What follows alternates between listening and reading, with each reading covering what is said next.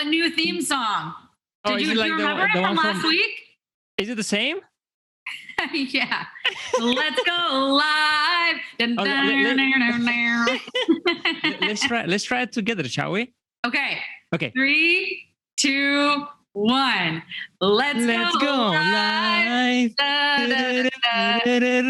Okay, that didn't go so well, but that's okay. We did not hire you for your singing abilities. We hired you for your travel content. And actually, you're not even hired. You're just here on your own free will.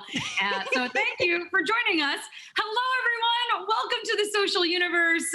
Hello. We have so many people tuning in right now from all over the world.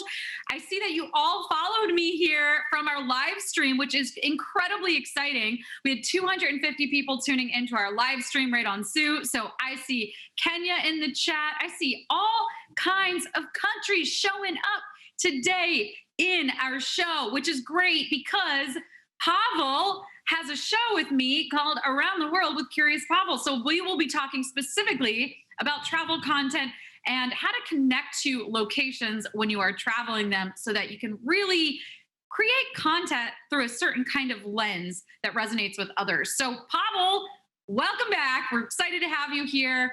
And I guess since we have a lot of new people tuning in today. Hold on. Last week we had 100. I need to start looking this on my phone as well. But last week we had 150 people. This week is 250. You said 250. When we're gonna start including people in our talks? We are. They're showing up right now. I'm gonna shout some of them out. The chat is going crazy. Woo! The chat is going crazy. June says, I'm new. I'm just learning the ropes. I hope you understand. June, we do understand. Welcome to Tsu. If you are new, hello, everyone. We're really excited to have you here. This show serves the purpose in general. This is the social universe, and we are just trying to help you to maximize using Tsu to its fullest potential, which means how to create that original content so that you can get that exposure, grow your following, and also how to engage with others. So we are really here to show you how to create incredible original content, make that money, and engage and foster a community. That is what this show is about.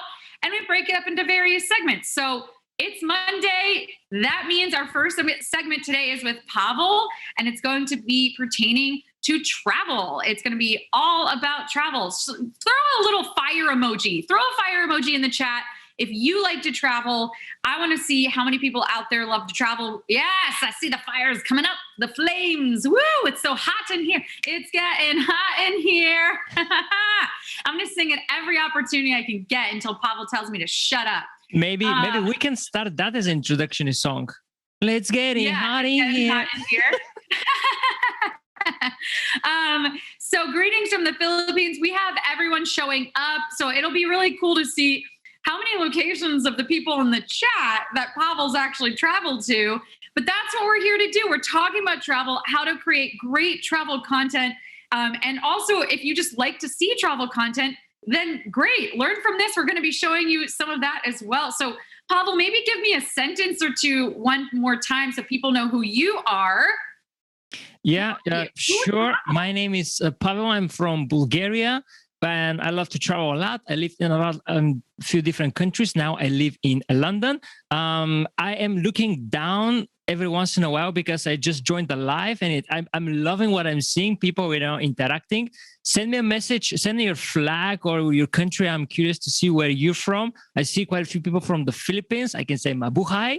I haven't traveled to the Philippines. However, I have a travel podcast where I invite people from other countries and I ask them basically about their location. So what I learned about the Philippines is they have a volcano, which they claim, all or most of the Filipinos claim that this is the most beautiful volcano in the world. And really looks, if you're looking at the pictures, it's really shaped really perfectly, and it's ready for to be Instagrammed. So mabuhay. And people are saying they have many beaches in the Philippines. I am a beach lover. I love the beaches. And I have 100% added the Philippines to my destination bucket list once it's safe to travel again. I can't wait. Mount Tall. Do you know, is that the name of the volcano? Could be. I forgot how it looks like. I mean, what's the name, but must be that. I see in the chat too. Sonia was one of our guests on Fridays. Hi, Sonia. And we're seeing a lot of love for the Philippines. People are saying, go visit the Philippines. I'm staying with you. Whoever's saying that, Joam, I'm staying with you when I come to the Philippines. So I'm holding you to it. So yeah, this is really exciting. Pavel has traveled to many, many places. And one of the things that's really cool is Pavel's going to be talking today about how he connects to so many places. And what are the 3 ways that you connect? You just demonstrated one of them.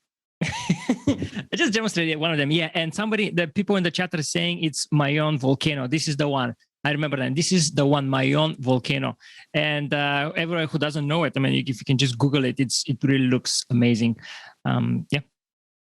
So tell me, what did you tell me are the 3 ways that you like to connect to a place when you're traveling? So when I travel, I travel I would say in a slightly different way. The way I travel is I like to experience the things. I don't like to travel just to take the picture. That was in the past. I admit, I'm guilty in that. But by the way, there is no right or wrong way of traveling. Everybody should do traveling because traveling opens up your mind. However, how I like to travel is to connect with the place, and I do that through 3 things. One is the language. Second is food. Probably that's my favorite. I'm not sure. Maybe food is my favorite. So language, food, and history/culture. So these are the 3 things that I use. These are my 3 tools that I use to connect to the location. But how do you travel, Sarah? Tell me about your way of traveling. How do I travel? I should also say hello to everyone that doesn't know me. I realize I so rarely introduce myself anymore because I just assume that you know me, but that's just not true. We have so many new people here. So hi, everyone. I'm Sarah Previs. I am one of the hosts of Tsu Live. I am the host of the Social Universe, and I am an actress and a host living in New York City, Brooklyn. What's up? So if I have any other people in New York City, throw me, I don't know, a Statue of Liberty in the chat. Let's see where my New Yorkers at. So is that an emoji? Is that an emoji? It is. There is a Statue of Liberty emoji. That's if you learned something today, it's that there's a Statue of Liberty emoji. There's an emoji for everything. So I also do love to travel. Actually, right before the pandemic happened, I was in Thailand traveling, which was incredible. And I got really lucky actually in getting back prior to everything being shut down. So I think the way that I like to travel, the first thing that I do is sort of cultivate a list of places that are really sort of at the top for me. And this rotates and fluctuates, obviously, with, I think, what I'm hearing from people, what's trending. Maybe I have a reason to go there. And then once I've decided on a destination, I like to find out who else has been there.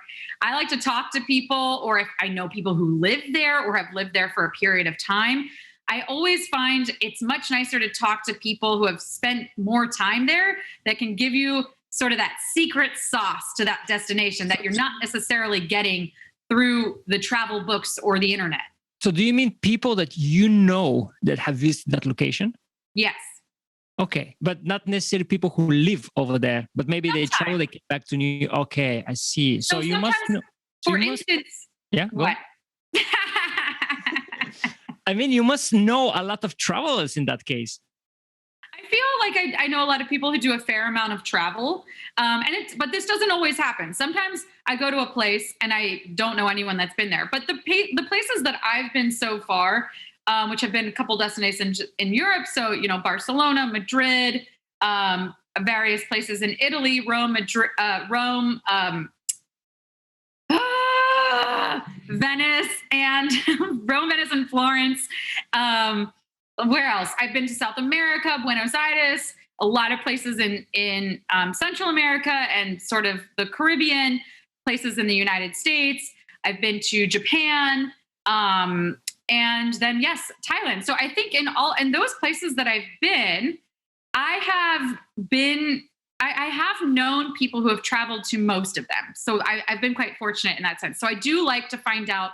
I remember there was I just talk to people, right, that I know. So even if they haven't been, I say, do you know anyone that's been to this location? Because, for instance, when I went to Italy, I just talk about the fact that I'm going to go to that destination. And if you talk about it, maybe even use social media for that, source people from your social media. That is such a helpful tool. Say, hey, everyone, I have a trip planned to Italy. Any recommendations? Have you been there? Have you lived there? What are your favorite things? That is a huge way for me to start to plan what I want to do in those locations. And so, for instance, when I did that, when I was going to Italy, one of my friends that I was bartending with at the time said, oh, my ex-girlfriend actually lived there for like 2 years. So she sent me an entire Google Doc of a list of places. She was amazing. She sent me not only like your regular sort of list of places that she was like, these are cool spots to check out, but every night she recommended a brand new place to get cocktails and then place to get dinner afterwards, like in different little pockets of Italy. So it was incredible. So I think my first recommendation is chat up your trip, tell people, source social media, find out from people who have been there, who know people who have been there, maybe who live there, and start to get your recommendations that way. Yeah, I definitely agree that when you go somewhere, wherever it is, you should have at least a basic preparation, because you may get surprised. Like, for example, I like to give an example with Big Ben. Big Ben is one of the most popular attractions, not just in London, but in the whole UK. Then when people come here since 2017, it's under construction and it's in reparations, and it's all scaffolding around Big Ben. And I was a tour guide, and people come and it's like, oh, we want to see Big Ben. I was like, okay, let's go. And they're shocked, like, where is Big Ben? I'm like, here it is. It looks like Transformers, you know? So if you don't make a basic research, you might be disappointed, because I met people that travel specifically for Big Ben, which was one of the things on their list. And they said, oh, we need to go back just to see it. But the way I do it is, because I know quite a few travel bloggers, how I do it is I do basic research on their articles, if they have. I go on YouTube and check a few videos. I don't go deep in the hole. And I have a basic idea of what's happening. Then when I go there, listen to this. When I go there, the first day I go on a walking tour. I go on a walking tour and I go with the guy. I'm staying close to the guy. Sometimes I even record their conversations on my phone to have. Do you tell them that you're recording them? No, quietly. And then what happens is, usually I stay even after the tour and ask him, like, okay, is there something that, you know, we didn't talk about? Or what about places to eat? Can you recommend this and that? Then the next days, I'm exploring myself with the knowledge I had before and the knowledge from the guide. I do videos for my YouTube channel, and I chill around. And this is the way I travel. I love it. So you mentioned Big Ben. I think this is a really good segue into one of the first clips that you pulled up for us. So this is an example of culture, right? One of the ways that Pavel says that he connects to a location is through culture. So let's take a look at this clip about where Big Ben got its name from. Ooh. Hello everybody, you're watching Curious Pavel, and today we are talking about Big Ben. More specifically, where did the name came from?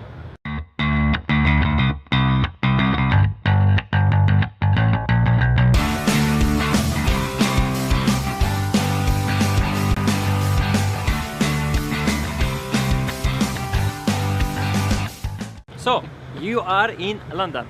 For sure, one of the top 3 things you want to see are London Eye, Buckingham Palace, and Big Ben. Big Ben is probably the most famous landmark, not just in London, but in the whole UK. And it's still probably the most misunderstood one. Why? Because Big Ben is not the name of the clock. It's not the name of the tower. Big Ben is the name of the great bell inside the tower. What I mean by the great bell is the tower inside has one big bell, Big Ben, and 4 small bells that chime on each quarter of an hour, which means 15, half an hour, 45 minutes. So where the name comes from, nobody knows. I'm not joking, nobody knows. They're just theories, so it's not for sure. So the first theory is that the bell is named after Benjamin Count, who was a heavyweight boxing champion. The second theory, which is So I feel like you're a natural historian. Like you have this. No, seriously, I think this is a really important point because you have to find what you're passionate about in travel, right? Like what works for you isn't going to work for someone else. So you mentioned food is perhaps your favorite thing. Definitely love food. I also like activities. Like I'm a thrill seeker. I like adventure. So for me, when I went to Costa Rica, for instance, I was doing things like zip lining, ATVing through the mountains. Like these are things that I like to seek out to do. So you have to find the thing that works for you. And I think your love for history, culture, that makes it, stand out as one of these pillars of the things that you use to connect to a location. So when you are doing these sort of pieces on history or that require a bit more information, do you do your research? Do you know what you're going to be talking about? How do you prep for something like that? How do you prep for this like culture, history side of things?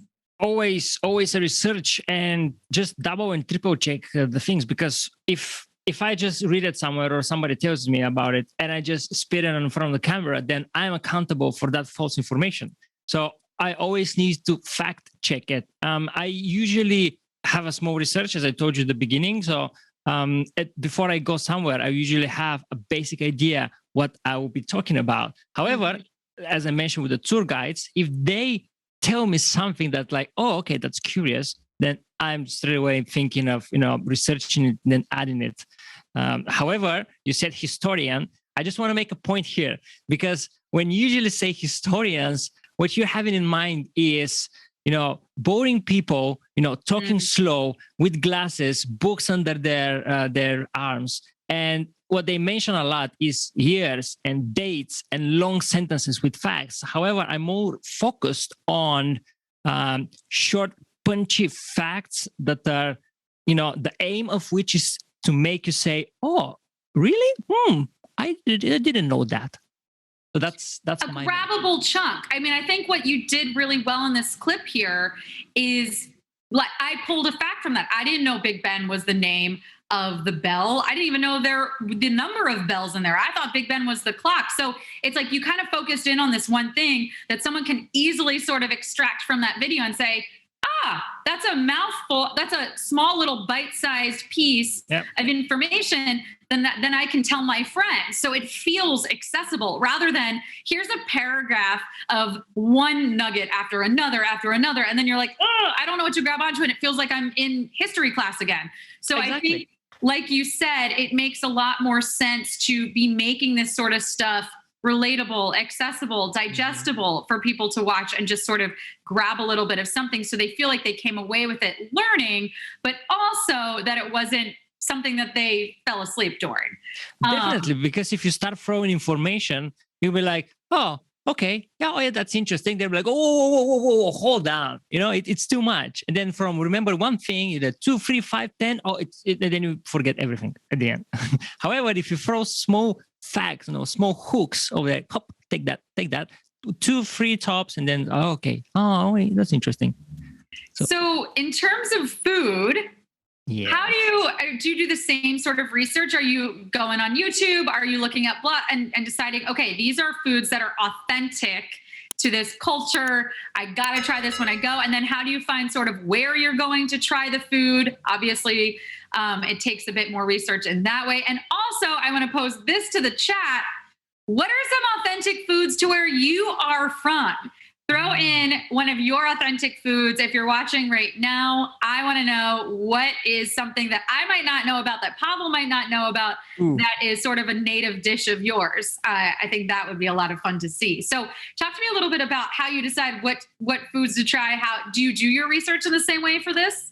Yeah, let's see in the chat because because we have many people from India and the Philippines. I'm curious what the Indian is going to say, probably curry. But the Philippines, they're going to throw it over there. And if they don't, or they just tell the name, I'm going to tell you that thing. I know it from the podcast, and I'm going to shock you. However, let's wait slightly a bit for the chat. Let's see what they're going to say. The food, I don't do that much research because the food, I like to ask people, like, where do I eat? I want to go somewhere where I don't see many tourists. I want to see the foreigners, not the foreigners, but the locals. the native people Yeah, living I there. want to know what they eat, because when I go somewhere, I'm not interested in KFC and McDonald's. I'm interested in what locals eat and why they eat it. You know, if there is something like history to back up the food or some sort of a story, that would be fantastic. But I don't do much research. I just go, and then usually if I come to London, many people, what I found out, locals will not know the history. They'll be like, Big Ben, okay, it's over there. However, people are proud with their food. What are you eating? Oh, we have the best pancakes. And food is something different. So I don't do much research on that. I just go and eat. That is super helpful and super true. Like, if somebody were to come to New York, I know the typical tourist destinations that I can recommend. I can't tell you the history behind it. And because I don't know that information, I would definitely get a little bit shy about it, because I would start to feel like I'm a little bit of an idiot for not knowing it in the first place because I live here. Food, on the other hand, yes, everyone's got their favorite stuff. They're so excited to share that information. And we do have some stuff coming in from the chat. Are you seeing? I am seeing. First of all, Manok and Ballot. How do you say that? What's that? How do you say that? Atabong, Manok, and Ballot? So first of all, Lat said, LAWWD, said, I didn't know that would be so informative. Well, Lat, every Monday we're going to have information for you. So make sure you're coming back. I'm not sure what is Manok, but Balot is the thing that I was going to tell you. Now, are you ready? You're sitting. Okay, you're sitting. Let me tell you. Balot is the egg. It's chicken egg or duck egg when it starts to develop, but then they eat it before it fully develops. Right? So it's not an egg. It's not a raw egg, but shall I continue or shall I stop? I'm fine. I've eaten a lot of weird stuff. Okay. So it starts to develop. So it's like a small chick over there. It has a bit of feathers, it has the claws or whatever it is. Okay, now we're going to stop. Okay, we're stopping now? Yeah, we're stopping now. I got to ask you, how squeamish, what is the craziest thing that you have eaten? And do you have a line that you won't cross? Like, what won't you eat? The thing is, I'm very curious, right? I will eat stuff because I will not know if I'm not going to like them. I haven't tried anything extreme, but because I've been only in Indonesia, in Asia. I wanted to go to Thailand and the Philippines. And when I went there, I in my mind already, I was going to go there. And when I go there, I will try everything from the street market. However, that was pre-Corona time. So now I'm a bit more conservative on that. So no, I haven't tried anything extreme so far. Okay. I'm trying to think of the weirdest stuff that I've eaten. I've eaten a lot of stuff. Which one? I've worked in hospitality for many years. And so working in restaurants, a lot of times they'll bring out dishes that are new to the menu or that are specials that night. And I work in New York. So obviously there's a lot of global cuisine represented here in the city. So I've had the privilege of trying a lot of things, not necessarily from, those countries, but like just a lot of random things that might be a little crazy to other people. So I'm talking like liver and what else? Liver, trotters, like pig's feet. I'll eat anything. Snails, escargot. You can't count liver as an extreme thing. I think in the United States you can. Oh, is it? Okay. Maybe there. When I went to Japan, I ate a whole baby octopus. That was like, I could literally see it was a whole octopus. So I ate that, which in Japanese is taco. If I have any Japanese people watching in right now, that's how you say octopus. And bringing the language portion back, by the way. And then I've also eaten live fish that are still alive. Okay, that counts. Okay, but liver, it really depends indeed what you count as extreme, because if you go, and that's the magic of traveling, if you go to a location for something for you will be extreme, but they'll be like, that is so normal, right? And that's the case with balot. So for example, if you go to Bulgaria, pig feet, it's not something unusual. People eat in the winter. True. They eat soup from the stomach of the pig. Yeah. Right? And many other things. So it really depends. Is that tripe? What's that? Is that tripe? Do you guys call that tripe? I think that's cow stomach or cow intestines. No. No, Okay. it's from pig. Ours is from pig. Yours is from pig. Yeah. So, okay. So you don't necessarily have a line that you won't cross aside from safety things right now, because of obviously the current times and knowing what potentially could come out of, food bazaars, night markets, that sort of thing. So I want to take a look at one of your travel experiences with food. It is when you were trying a Finnish candy, a Finnish sweet. So we're going to take a look at this and see Pavel's reaction. So what's with this salmiakki? Yeah, salmiak is our national dish. Dish. Yeah. And you put it in taste like. Let's give it a go.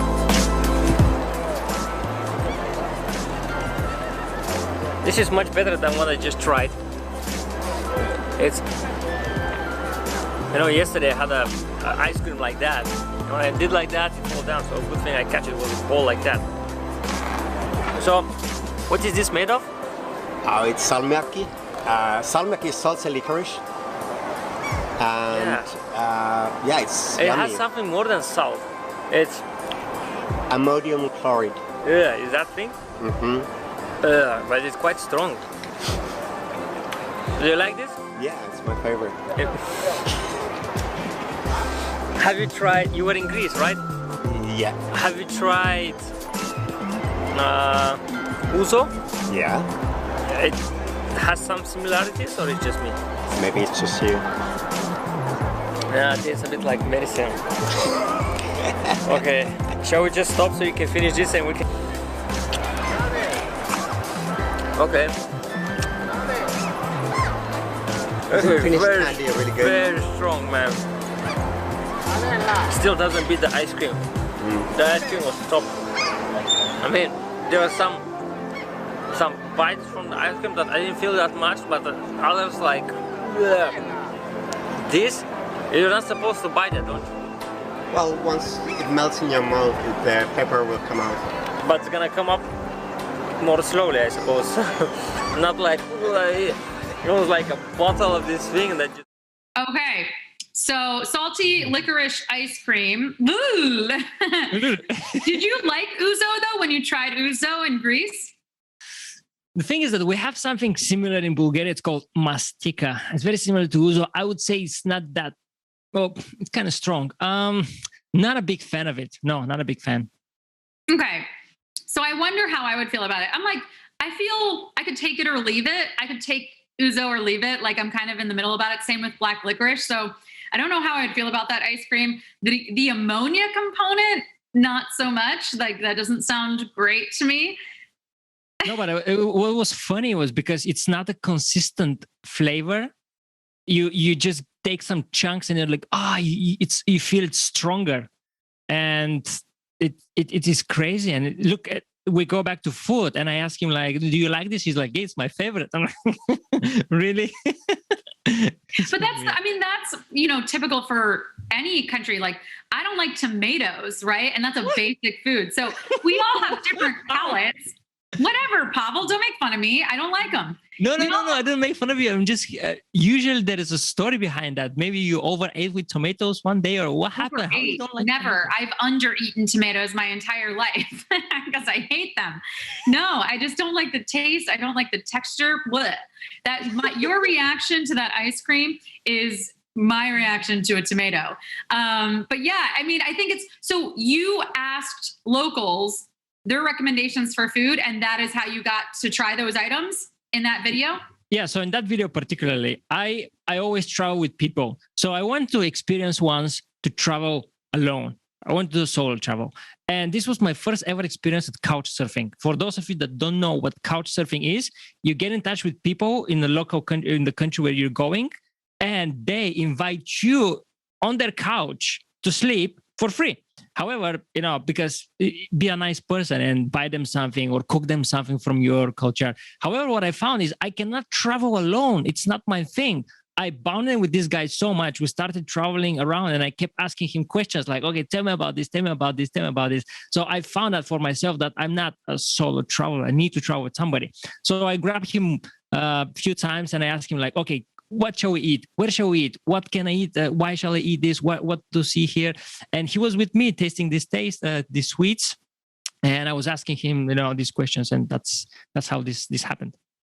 So the last thing that we mentioned, right? We've talked about culture, food, and finally language as ways to connect to a location when you're traveling.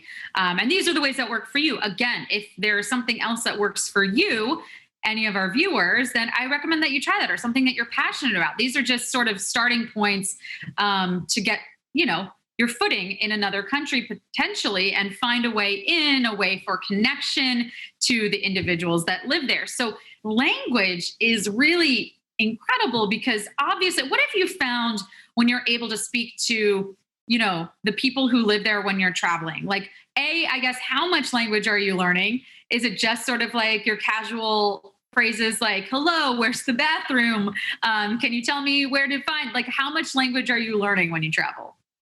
It depends to the person. I usually learn the basics at least.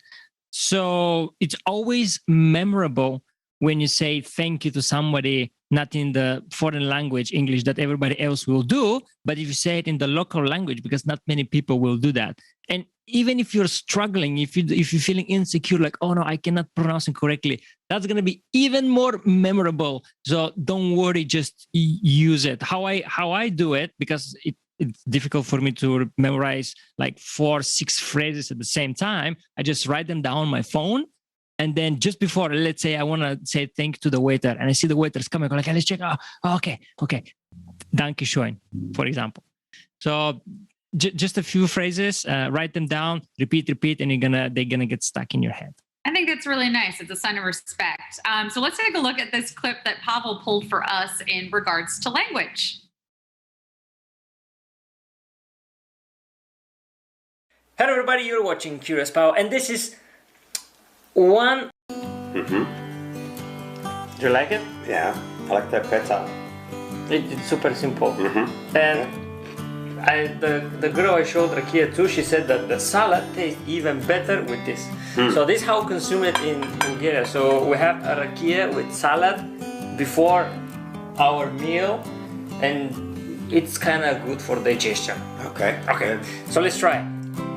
Do you remember how you say cheers? Na zdrowie. Something. Na zdravie. Na zdrowie. Okay. To your health. Yes.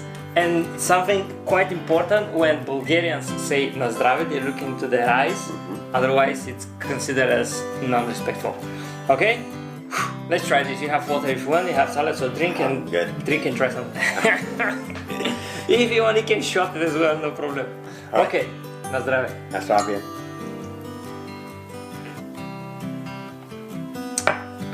Oh, it's so flavored. I like it. It's quite soft. It's not. It's still hard liquor, but Sorry, it's it's soft only- taste. It's only 40 degrees. Oh wow.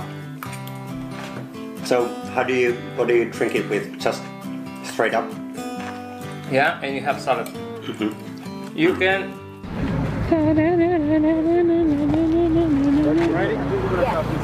Okay. The southern hemisphere. Explain us. 30. Anyway, I learned 2 words in one of the languages, which are webale, which means thank you, and sebo, which means mister. So webale, sebo. I had to pay my tribute to the guy that showed us this information. Yes, brother. Sebo, webale.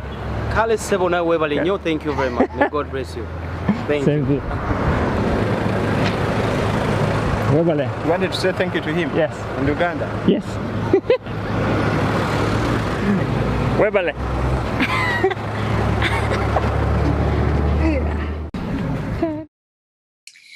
So the biggest thing I learned from this is that Pavel is hitting the gym on a regular basis.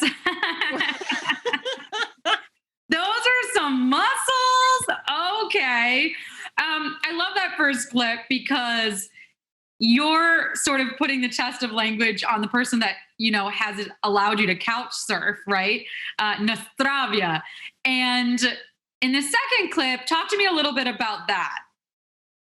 So the second clip, as I told you, I just ask people what's their local language, and then I try to use it. And I see in the chat, Flores said that they use Google Translator. Yes, that you can do that. However, if you speak to locals, that's just another way you interact more with them. So there's no wrong way as long as you do something like that.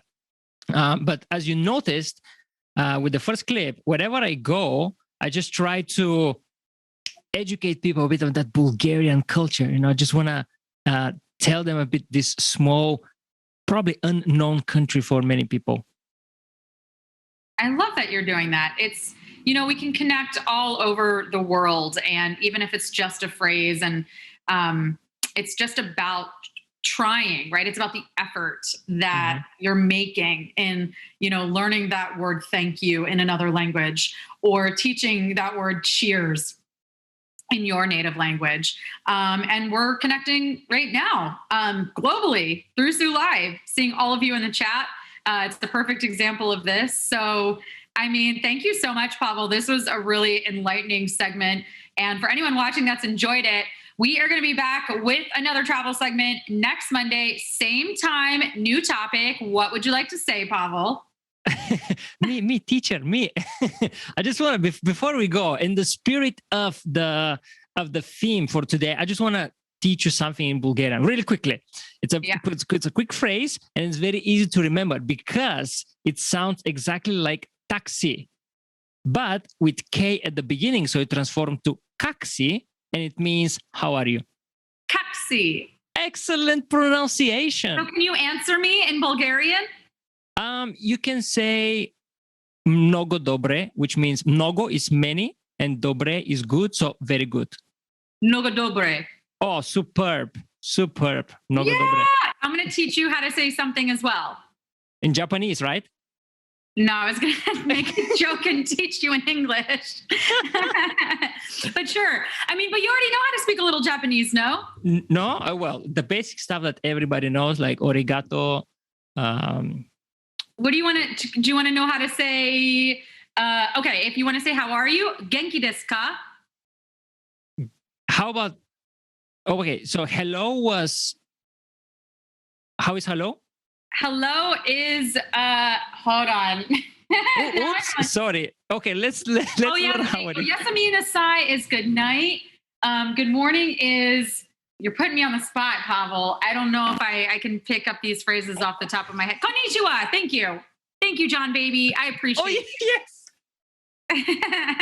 Wow. That's 7 years of Japanese out the window. Oh, we have hints. Okay. Team Tsu in the chat helping up. Yeah, konnichiwa. Okay. Woo, giving me that assist. Thank God.